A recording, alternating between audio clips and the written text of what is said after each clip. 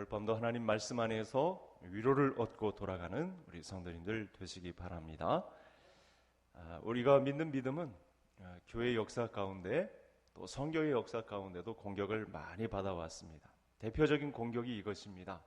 여러 가지 공격하는 내용이 있는데 이런 공격이 굉장히 따갑고 좀 아픕니다. 어떤 내용이냐면 하나님은 사랑의 하나님이시기 때문에 절대로 나쁜 것을 주실 리가 없다. 그런데 왜 이렇게 나쁜 것만 주느냐? 하나님은 사랑의 하나님이시기 때문에 하나님은 모든 사람을 구원하려 하신다. 구원하지 않는 사람이 없다. 잘 들어보지 않은 말씀이겠지만 사실은 교회 역사에 이런 공격들이 있습니다. 그래서 이단이 많고 우리와 뜻을 다르게 하는 사람들이 참 많이 진치고 있습니다. 이게 바로 왜 중요한 질문이고 따갑냐면 영혼 구원의 문제이기 때문에 그렇습니다.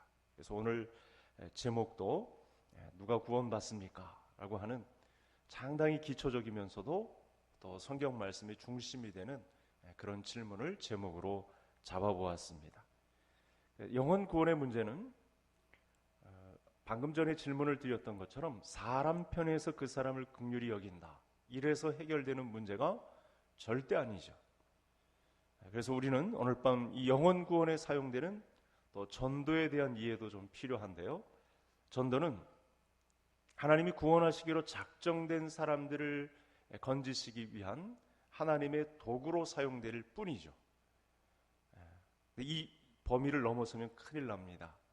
사람에 대한 긍휼, 인간에 대한 사랑 다 좋습니다. 그런데 이 사람에 대한 사랑이 하나님의 작정을 넘어선다, 하나님의 선택을 넘어선다, 하나님이 정하신 선택의 범위를 앞지른다, 이러면 문제가 심각해지는 것입니다.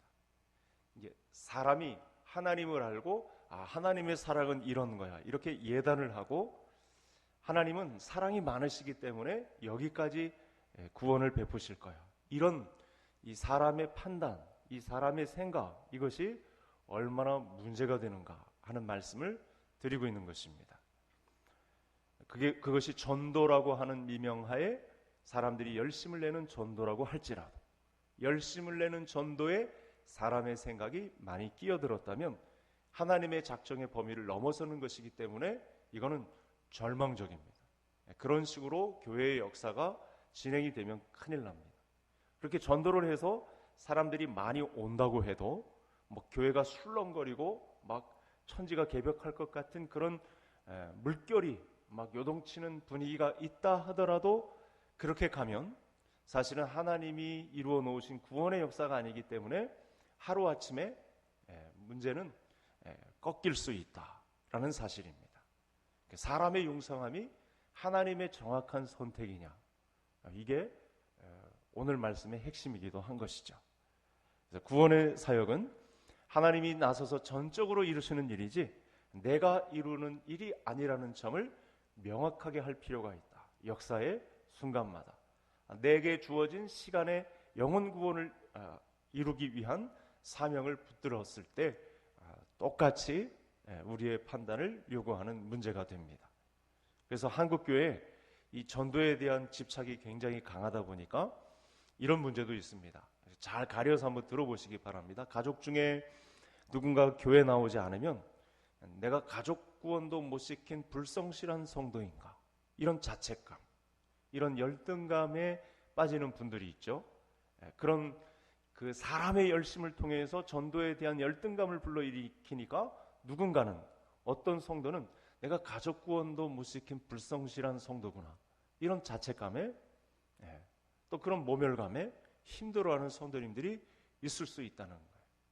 그런 식으로 우리 영혼 구원에 대한 가르침을 하나님이 베푸신 일이 없는데 사람들이 나서서 전도라도 열심히 하다 보니까 하나님의 작정하심과 선택하심의 범위를 넘어서서 열심을 내다 보니까 그게 전도라고 하는 미명하에 사명으로 불려지는 일이라고 할지라도 사람이 나서서 하나님의 작정의 범위를 넘어서다 보면 이런 심각한 문제가 발생한다고 하는 것입니다. 그래서 어떤 교회는 가족 구원을 시키지 못한 사람은 이번 직분자 선출에서 제외시킵니다.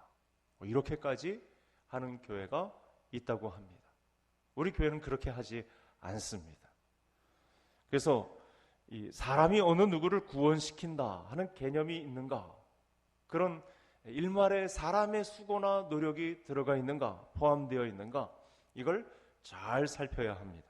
구원은 누가 시키는 것입니까? 여러분, 내가 전도하면 내가 구원을 시키는 것일까요? 이런 질문이 가능해지는 것이죠. 우리 주변에서 하나님이 사람을 구원하신다, 이렇게 간단한 진리조차 이 전도주의에 묻혀가지고 바른 진리가 전달되지 못하는 그런 일들이 펼쳐진다는 거죠. 그래서 누가 전도를 한다, 좀 전도상을 받는다, 그러면 위축돼가지고 나 자신은 이 전도에 대해서 전혀 힘을 쓰지 못하게 되는 그런 형국으로 가게 되는데, 과연 그렇게 판단하고 생각하게 만드는 것이 하나님의 의도일까라고 하는 것입니다. 그래서 우리 개혁주의 교리 가운데 제한 속죄가 있습니다. 이게 결론에 해당하는 부분이기도 한데, 우리 성도님들이 좀 안심하고 또 말씀을 통해서 위로를 얻어야 할 아주 중요한 우리 개혁주의 교단의 교리가 바로 제한 속죄입니다. 제한 속죄라는 말은 여러 가지 말로 풀이를 할 수 있지만, 이 메시지가 이것입니다. 그리스도께서 택하신 자들만을 위해서 죽으셨다.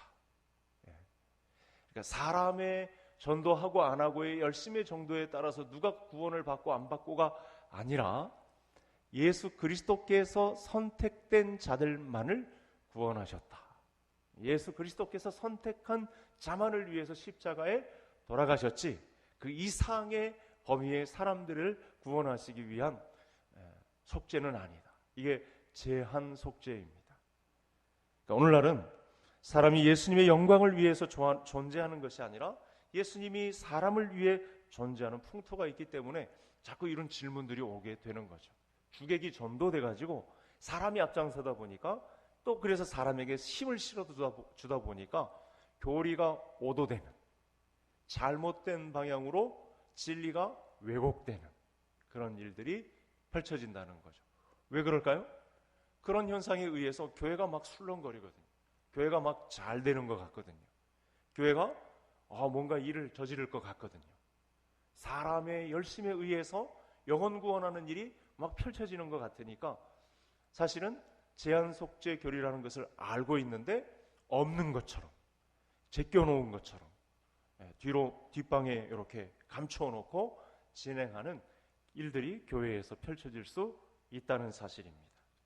그래서 교회에서는 이 교리에 대한 책, 그래서 그 진정한 교리가 신앙 고백에만 머물러 있는 경우가 굉장히 많죠. 여러분, 새벽 예배나 우리가 주일 예배나 이 신앙 고백하는 이유가 있습니다. 맨 마지막 봉사가 믿사옵나이다. 그 여러 가지 항목의 내용을 믿습니다 라고 하는 내용 중에는 바로 이 제한 속죄 교리도 들어가 있습니다. 누가 구원받습니까? 라고 하는 것에 대한 명확한 기준의 고백이 다 들어가 있습니다. 그런데 이 허용 범위를 넘어서는 사람의 행위, 사람의 열심, 사람의 수고가 너무 강조되면 이게 큰 문제가 된다는 것입니다. 그래서 오늘 수요일도 저와 성도님들 중에 이렇게 교리 문제를 가지고 누가 구원받습니까? 하는 문제를 건드리는 이유가 바로 여기에 있습니다. 오히려 당신이 노력만 한다면 수백 명, 수천 명을 전도시키고 구원할 수 있습니다. 이렇게 엉뚱한 발상이, 교리는 알고 있는데 너무 잘 되니까, 술렁거리니까, 사람의 힘에 의해서 뭔가 이루어지는 것 같으니까 진정한 진리가 묻혀버리게 되는 그런 일은 절대로 교회 안에서 있으면 안 된다는 것입니다. 그리스도께서 여러분 특정한 사람만을 위해서 죽으셨다라고 말하지 않고 모든 사람을 위해서 죽으셨다, 이렇게 진리가 오도되는 큰 문제가 발생되는 거죠. 제한 속죄 교리는 묻혀버리게 되는 위험한 발상이 오늘날 우리 한국 교회에도 있을 수 있다는 내용입니다. 그래서 우린 지난 시간에 중보자가 어떤 분이셔야 하고, 또 중보자가 성육신을 통해 세상에 오신 것이 어떤 의미를 가지는 것인가에 대해서 말씀을 나누었습니다. 그때도 사실은 답이 다 나왔습니다. 오늘 질문하는 내용에 모든 내용들이 다 들어 있습니다. 오늘까지 살펴보고 있는 말씀의 주제가 어떻게 죄의 이 비참함으로부터 구원을 받을 수 있습니까? 하는 문제는 계속됩니다. 누가 구원받습니까? 이 죄의 비참함으로 인해 이렇게 나락으로 떨어진 우리가, 타락한 우리가 어떻게 구원을 받을 수 있습니까? 그것은 이제 하나님께 또 성경에 쓰여진 계시에 의해 받은 바 말씀에 의해서 우리가 알 수 있는 것이죠.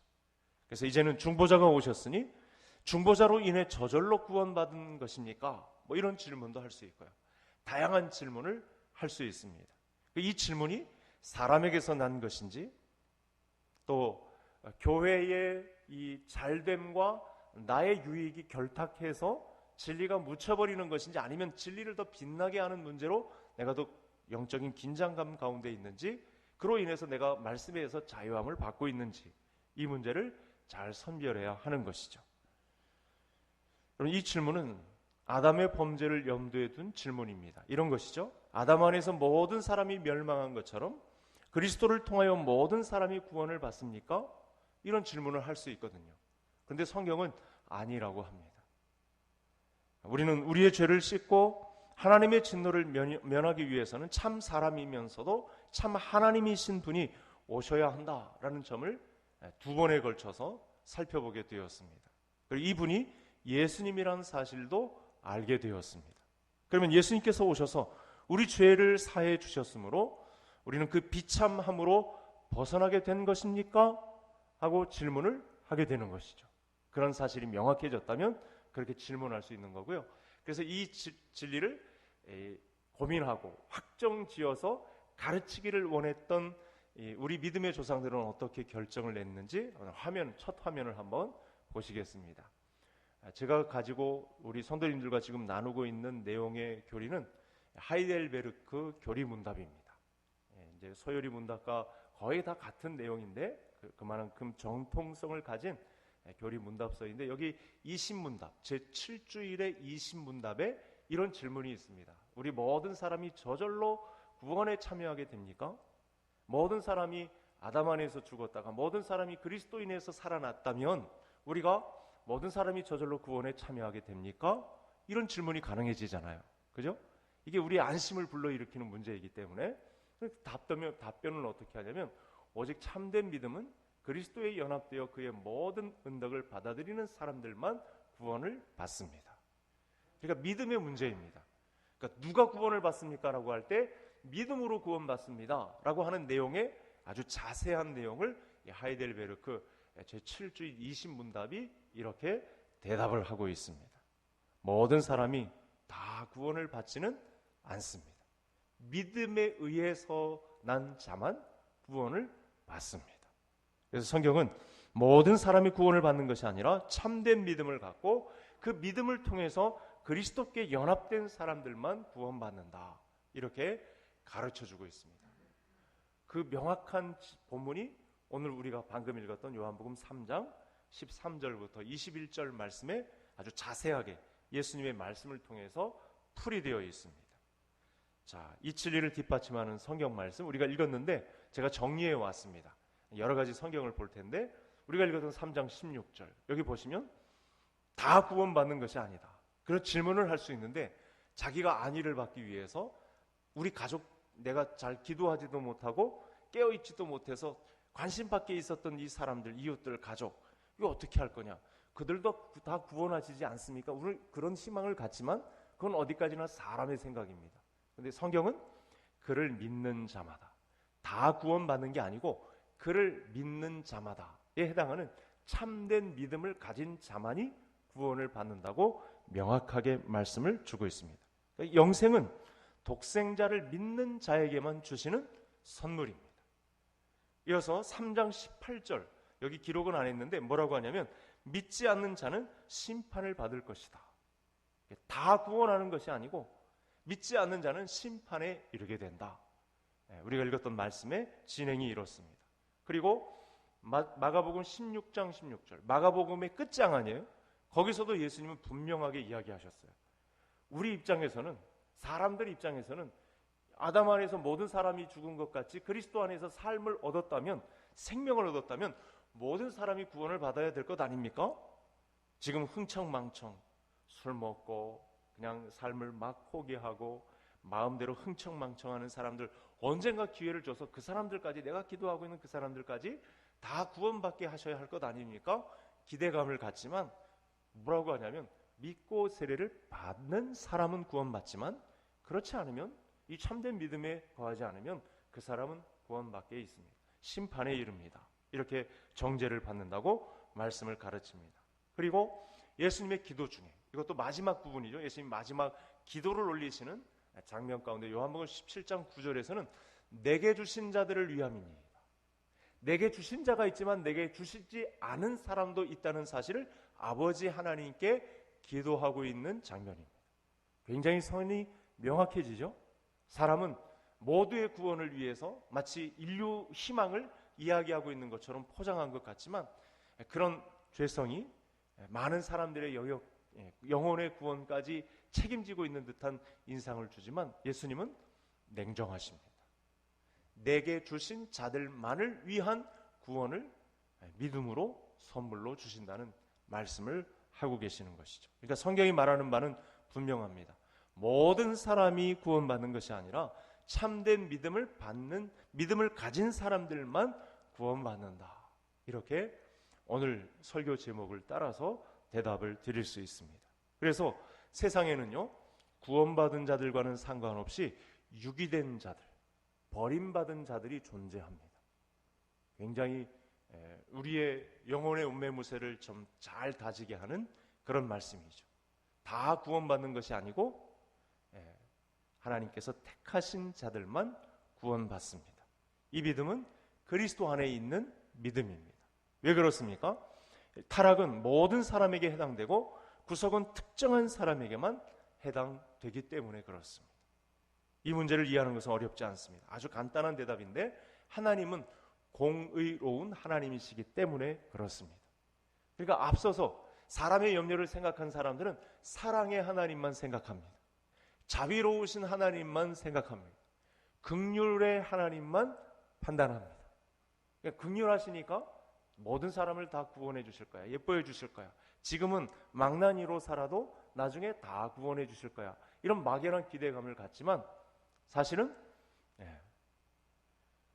하나님은 공의로우신 하나님이셔서 공과 의를 정확하게 나누시는 하나님이시기 때문에, 시건치 않는 하나님이시기 때문에 여러분, 구원과 관계없는 유기된 자들이 존재합니다. 좀 뼈아픈 답이지만 실상이 그렇습니다. 죄를 지은 자들에게는 진노하시고, 죄를 해소시킬 방법은 택한 이들에게 용서를 주시는 것으로 공의를 드러내십니다. 죄 지은 자에게는 진노하시고, 또 그 중에서 용서하실 자는 하나님의 사하심 가운데 들어오게 되는 그런 믿음의 선물이 있다는 사실입니다. 첫 번째 사람 아담이 범죄했을 때 모든 인류가 그의 허리에 있었죠. 그래서 로마서 5장이 쓰는 이 대표성의 원리가 그래서 이 말씀을 염두에 둔 것입니다. 한 사람이 죄를 범하였음에 모든 사람이 하나님의 영광에 이르지 못하는 난처한 상황에 있었습니다. 아담이 죄를 지었을 때 그 효과는 그 안에 있던 모든 사람들에게 다 영향을 미쳤던 것이죠. 그래서 성경은 한 사람이 죄를 범하였음에 모든 사람이 죄인이 되었다, 하나님의 영광에 이르지 못했다, 이렇게 분명히 기록을 합니다. 동시에 구속이 적용되는 방법도 마찬가지입니다. 거기서 끝나는 게 아니고 범죄가 해당되는 방식과 똑같은데, 이건 성경을 한번 볼까요? 제가 로마서 5장을 발췌해서 왔는데, 자, 우리 같이 한번 18절 19절 같이 읽겠습니다. 그런즉 한 범죄로 많은 사람이 정죄에 이른 것 같이 한 의로운 행위로 말미암아 많은 사람이 의롭다 하심을 받아 생명에 이르렀느니라. 한 사람이 순종하지 아니하므로 많은 사람이 죄인 된 것 같이 한 사람이 순종하심으로 많은 사람이 의인이 되리라. 많은 사람이 순종하지 않으므로 많은 사람이 죄인이 된 것 같이 그 한 부류의 사람이 있고, 또 한 사람의 순종하심을 쫓아 많은 사람이 의인이 되는 사람도 있습니다. 모두가 공의로우신 하나님의 속성을 드러내는 결과입니다. 그래서 본문을 잘 보시면 왜 범죄 때는 모든 인류가 다 타락했는데 구속의 경우에는 모든 인류에게 적용되지 않습니까? 이런 질문이 자꾸 나오거든요. 한 사람의 범죄로 말미암아 모든 사람이 죄인이 되었다. 그러면 한 사람의 이 살아나심으로 말미암아 모든 사람이 다 구원을 받게 되는 논리가 성립되지 않습니까? 이런 질문을 사람들이 할 수 있는데 성경은 냉정하게 아니라고 합니다. 아담 안에 있는 모든 사람들이 범죄한 것처럼 구속의 경우에 있어서도 그리스도 안에 있는 모든 자들이 구속이 적용되는 것 아닙니까? 성경은 아니라고 합니다. 누가 구원받습니까? 다시 믿음 안에 있는 사람만 구원받습니다. 제한 속죄, 영역 안에 있는 사람만 구원받습니다. 보이지 않지만 영적 싸움 중에 이런 충돌이 있습니다. 이단들 중에는 대부분 우리 안에 우리가 가진 이 교리를 믿으면 다 구원받습니다. 이래서 사람을 많이 끌어모읍니다.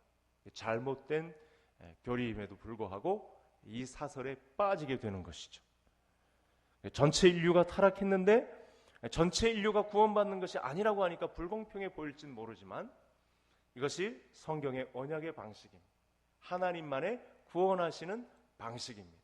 그 주권적인 선택에 의해서 집행되는 재판관이신 심판주이신 하나님에 의해서 전해지는 구원의 방식을 우리가 하나님의 말씀을 통해서 받게 되는 것이죠.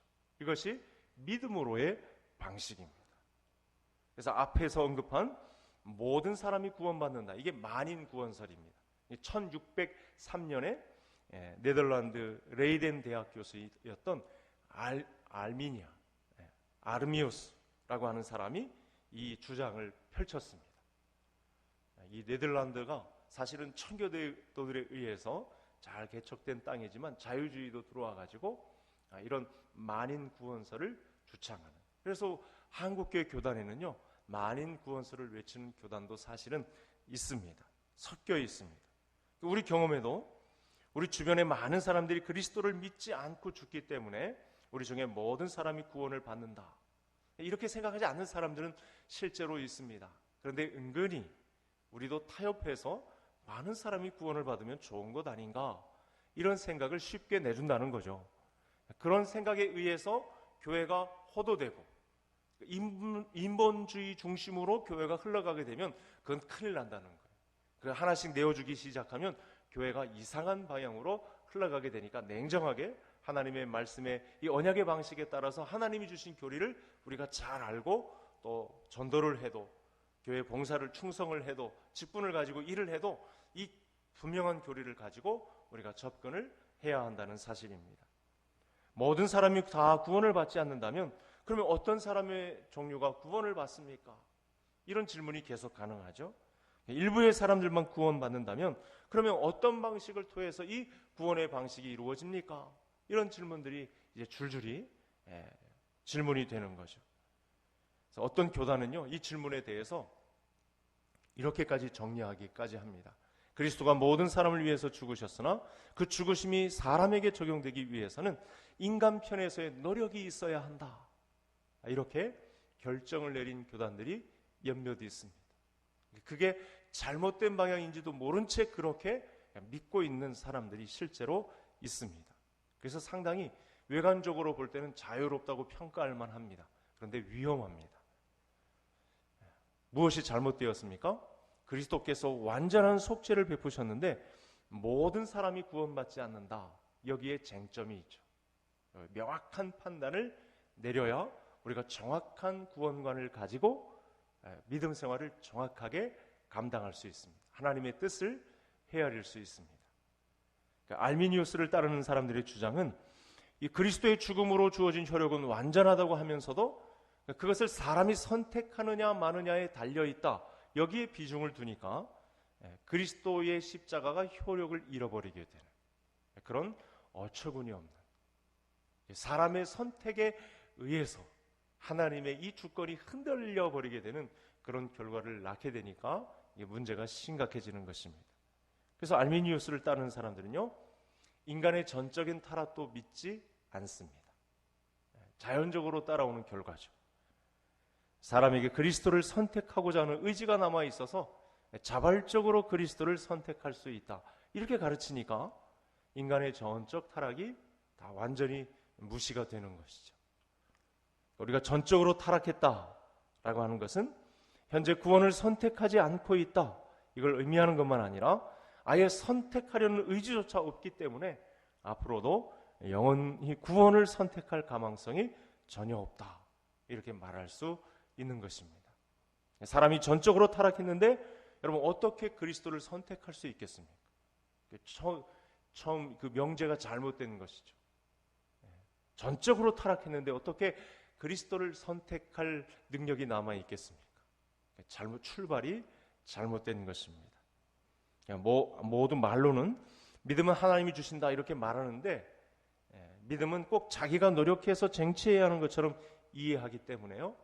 내가 성경을 열심히 읽는다, 새벽기도 열심히 빠지지 않는다, 교회 봉사를 열심히 낸다, 이렇게 상품을 다 걸어놓고 그걸 통해 믿음을 쟁취하려는 안도감, 여기에 이르려고 하는 사람들이 많은 거죠. 이게 빨리 가는 길이니까 이걸 허용하고 교회에 선포하는 교회들도 있습니다. 그런 지도자들도 있습니다. 그래서 명확하게 잘 구분하셔야 합니다. 사람의 선택에 의해서 하나님의 구원의 주권이 흔들릴까? 이렇게 또 반대로 생각해 보면, 질문해 보면 명확한 대답인데, 의외로 많은 교회들이 사람이 아직 여지가 남아 있어서 노력을 좀 기울이기만 하면 하나님이 예쁘게 생각해서 구원을 주실 거야, 이렇게 생각하는 것. 종이 한 장 차이인데, 아주 얇은 종이 한 장 차이인데 너무도 큰 결과를 낳게 된다는 것입니다. 자, 그래서 다시 한번 정리를 한번 해볼까요? 우리 화면을 좀 보여주시겠습니다. 이 모든 문제에 대한 해답이 될 텐데 우리 한번 같이 한번 읽어볼까요? 첫째는, 시작. 첫째는 하나님께서 계시하신 말씀이 진리라고 여기는 확실한 지식이며, 둘째는 성령께서 복음을 통해 내 마음속에 일으키신 굳은 신뢰입니다. 그러니까 누가 구원받습니까? 라고 하는 대답이 믿음의 정의를 불러일으킨 거예요. 많은 성도들이 교회에 출석을 하는데 믿음의 정의에 대해서 잘 몰라요. 제가 그런 분을 봤다니까요.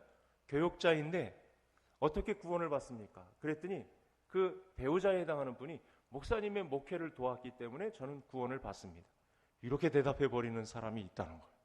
실제로 제가 스텝으로 섬긴 아주 정확하게 이 전도 폭발 현장에서 이런 답지를 제가 받았어요. 그 성도님들은 어떻게 했습니까? 교역자들이 그렇다면 넋놓고 있다가 믿음에 대한 정의를 못 내리면, 내가 교회에 충성했기 때문에, 나는 착한 일을 많이 했기 때문에, 구원에 대한 수고에 노력을 기울였기 때문에 나는 구원받을 대상이 됩니다, 이렇게 막연하게 생각하고 믿음을 아무렇게나 도매금으로 넘기는 문제가 있다는 거죠. 믿음에 대한 정의입니다. 하이델베르크 교리문답 21문에 해당하는 아주 중요한 믿음의 정의가 되겠습니다. 하나님이 계시하신 말씀이 진리라고 여기는 확실한 지식이고, 이것을 성령께서 복음을 통해 내 마음속에 일으키신 굳은 신뢰다. 이걸 사도 바울은 이렇게 설명했죠. 은혜에 의하여, 너희가 그 은혜에 의하여 믿음으로 말미암아 구원을 받았나니 이것이 너희에게서 난 것이 아니요 하나님의 선물이라. 이렇게 말씀을 정리했습니다. 믿음을 선물이라고 정의를 했습니다. 사람에게서 절대 나지 않았다, 하나님께서 선물로 주셨다고. 그 은혜에 의하여 믿음으로 말미암아. 자, 이렇게 믿음을 살펴본 바, 이게 답이었죠. 누가 구원을 받습니까? 믿음에 의한 사람만 구원받습니다. 그 믿음의 실체를 보니까 노력에 의해서, 노력을 기울여서 쟁취하는 믿음이 아닙니다. 노력을 기울여서 얻는 구속이 절대 아닙니다. 그래서 믿음은 전적으로 성령께서 우리 마음속 안에서 일으키시는 작업이다, 이루신 일이다. 하나님이 계시하신 진리도 성령께서 우리 속에 일으키시는 것이죠. 그래서 철저하게 성령 공동체가 되어야 합니다. 구원받을 수 있는 사람은 무언가 스스로를 노력해서 쟁취한 사람이 아니라고 합니다. 구원받게 하시는 분은 전적으로 성령 하나님이시죠. 정확하게는 성삼위 하나님께서 다 공동 작업을 통해서 우리에게 그리스도를 통해 이루시는 일입니다.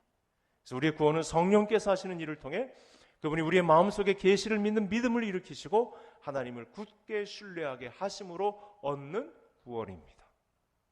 이렇게 믿음에 대한 정의, 누가 구원을 받습니까에 대한 정확한 대답을 이렇게 드릴 수 있습니다. 그래서 오늘의 설교만으로 저와 성도님들이 정확한 전도를 할 수 있습니다. 오늘 내용만 가지고도 이렇게 짧은 메시지 전달이 가능합니다. 그리고 이단 감별도 정확해집니다. 우리 교회가 건강한 교회인가를 가늠하는 아주 중요한 잣대도 됩니다. 이렇게 볼 때 그리스도의 구속의 효력은 모든 사람에게 주어지는 것이 아니고 단지 자기 백성만을 위해 죽으신 사람에게만 효력을 발생합니다. 이렇게 되면 쓸데없는데 힘을 낭비하지 않게 됩니다. 그리고 시간을 정말 줄여서 세월을 아끼게 되는 것이죠. 너무 급하고 또 너무 다급해졌고 도적같이 오실 예수님 앞에 우리의 구원이 더 절실하게 되는 것이죠. 그분께 더 성령님께 우리의 구원을 의탁하게 되는 결과를 가져오게 되는 것입니다. 하나님의 말씀이 우리의 믿음을 불러일으키지만 그 믿음을 불러일으키는 분은 항상 성령 하나님이시다. 교회 아니라고 해도, 교회 공동체라고 해도 사람이 앞장서서 주도하는 것이 아니고 그게 만인 구원설이라고 하는 얼토당토하는 주장을 외칠지라도, 그런 말도 안 되는 교리를 외치는 사람들이 있다 할지라도 제한 속죄 안에 하나님이 선택하신 사람의 제한 속죄 안에서만 이루어지는 사람만 구원받습니다. 그러니까 행위로 구속의 공로를 선택하는 것이 아니라 성령께서 그리스도이신 말씀을 통해서 우리 속에서 믿음을 일으키시는 것이죠. 이 사람만 구원을 받게 됩니다. 어떤 사람들 중에는 그리스도께서 자기 백성만을 위해서 죽으셨다 말하지 않으려고 하는 사람들이 있습니다. 그런 노력들이 우리 주변에 많습니다. 그래서 감별할 수, 오늘 말씀을 잘 들으시면 이게 이단인지 잘못된 사상인지 정확한 말씀의 교훈인지를 우리가 잘 헤아려 들을 수가 있습니다. 인간이 무언가를 이루려고 할수록 결국 인간은 절망의 끝으로 내몰릴 수밖에 없습니다. 하나님의 구원 역사에 사람이 나서겠다고 하면 사람이 설 자리를 잃어버리게 됩니다. 사람의 입지는 줄어들겠지만 하나님은 더 엄중한 심판의 경고가 뒤따르게 되는 것이죠. 그래서 예수님 뭐라고 말씀하시죠? 낮은 데 처하여. 오늘 로마서 12장의 말씀에서도 나왔습니다만 내가 죽어야 합니다. 나는 십자가에 감춰져야 합니다. 내가 나서면 하나님의 구원이 흐릿하게 되는 것입니다. 기준도 바로 세워지지 않게 되는 것입니다. 사람은 하나님의 은혜 아래 들어갈 때에만 참된 행복, 참된 믿음의 고백 가운데 들어가게 되는 것이죠. 그래서 사실은 명확하고 단기간에 또 하나님이 주시는 때를 따라서 그 구원을 일으키실 하나님을 기대하며 우리가 정확한 기도를 집중적으로 드릴 수 있는 거예요. 이렇게 막 여러 가지 노력과 수고를 동원하는 여러 가지 행사를 막 해야 되고 막 부담을 안고 그렇게 열등감을 안고 비교 분석 당하며 이렇게 하는 영혼 구원이 아니라 정확하게 하나님 앞에 그 제한된 속죄 안에 선택받을 사람이 있음을 우리가 명확하게 알고 기도를 하고 영혼 구원을 이루는 일에 우리도 불쏘시개로 사용될 수 있다는 사실입니다. 여러분, 갓난아기는 엄마의 품속에 있을 때만 행복하지 스스로 자립하면 곧바로 절망을 맞이할 수밖에 없습니다. 이것이 우리가 놓인 구원의 형국입니다. 갓난아기는 엄마의 품에 있어야 됩니다. 그분의 시선만을 바라보아야 합니다. 그분의 처분만을 기다려야 합니다. 그에 따른 행동이 뒤따를 뿐입니다. 모든 사람이 구원받을 수 없다는 진리, 구원은 참된 믿음을 통해서 온다는 진리가 오히려 우리를 진리 안에서 자유케 합니다. 쓸데없는 시간 낭비를 하지 않게 됩니다. 집중적으로 하나님의 음성을 듣고 작더라도 이게 큰 음성인 줄 알고 거기에 집중할 수 있습니다. 우리 모든 성도님들이 누가 구원받습니까? 믿음 안에 있는 사람만 구원받습니다. 이 제한 속죄 교리를 가지고 한 사람을 구원시키는데 성령께서 일으키시는 믿음으로 말미암아 쓰임받는 현장에 하나의 불쏘시개로 그렇게 쓰임받는 우리 모든 성도님들 되시기를 주의 이름으로 축복합니다. 하나님 아버지, 오늘 말씀을 통해 구원을 선택할 수 없고 사람은 오직 하나님께로부터 난 믿음에 의해서 이루어짐을 알게 하시니 감사합니다. 사람의 수고를 통해 얻어내려는 세상의 모든 정욕들을 다 끊어내고 성령님께서 계시하시고 보여주시는 능력으로 말미암아 영혼 구원을 이루는 일에 헌신되는 저희 모두가 되게 해 주옵소서.